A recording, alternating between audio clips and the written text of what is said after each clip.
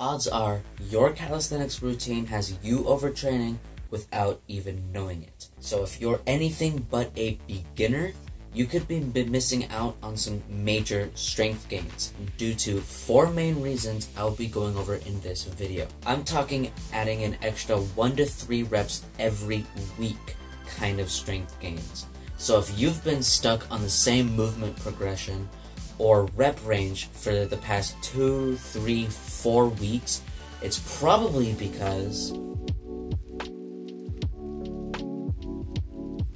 now, I get it. You see all of these movements online and think you need to train every single one, hit every single muscle, and you want to train to look good. But calisthenics is a lot of compound exercises, meaning that they target a lot of muscles at the exact same time. So if you're adding these compound exercises after compound exercises, these are going to overlap the muscles that they work, causing overtraining and decreased performance in your other movements. You can fix this by hyper-focusing your workouts on 2 to 3 functional, high power output compound movements per session. This avoids the overlapping muscles so you can progress equally in all lifts, and it even reduces your time of workout per session, limiting chronic fatigue and short-term fatigue that you get at the end of every session. On the internet, you'll see these popular workouts with 3, 4, 5, 6 different movements per muscle. And you'll just keep adding all of these movements until your workout looks something like this. You're looking at my workout plan from about 6 months ago. As long as you were training to failure or just shy of failure for about 1 to 2 sets per individual muscle, your volume should be more than enough to maintain consistent progress.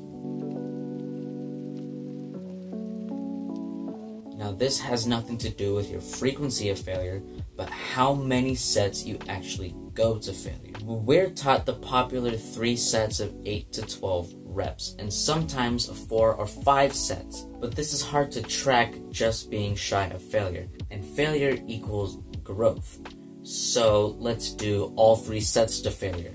All of a sudden, you are training way too much.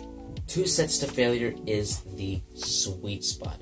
It is easy to track with your additional reps, and it is a progressive overload method that actually works. But you want to build muscle and get stronger, right? So you train often and train hard. I'm going to lay out a situation for you. Try to catch all of the mistakes I mentioned and let me know in the comments how many you got right. You want to make the most progress possible, so after several hours, you craft the most perfect workout routine possible through an unfathomable amount of research. You hit an amazing night workout, and then after you realize it's 1 o'clock in the morning, you head straight to bed. You get 5 hours of sleep. Waking up then the next morning for school or work, you feel drained. Your muscles are sore, and you have absolutely no energy to make your usual scrambled eggs and oatmeal. So you pour yourself a bowl of cereal and some coffee, and then head straight to school/work.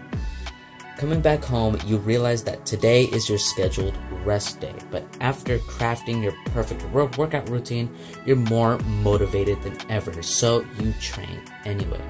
The 3 main mistakes in the story was not recognizing the importance of sleep, having an undisciplined diet, and not taking rest days seriously.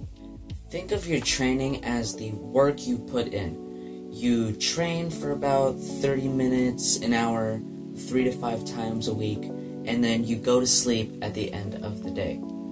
Think of your sleep as your paycheck.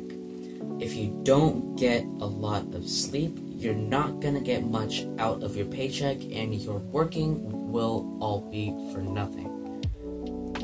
Stick to a consistent sleep schedule and you will get consistent gains.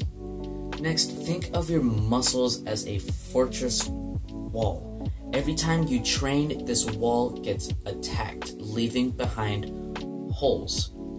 And then think of your diet as your reconstructive supplies. If your diet isn't high quality, your reconstructive supplies aren't going to be high quality. Imagine your wall full of dirt and mud. But if you consistently hit your protein intake, your calorie intake, stick to whole, high quality foods, you're able to fill the holes in your wall with stronger, high quality material, strengthening your wall and making it taller. You can't out-train a bad diet. And then consider your rest days as your growth days. These are the days where you're really able to hone in on collecting your paychecks and are able to focus more on the reconstruction of your wall so you can crush your next workout. If you found this video useful, consider watching this one. What's it about? I don't know, but YouTube's recommending it to you, so it must be helpful. If you have a question or a comment, leave it down below. Don't let your dreams be dreams.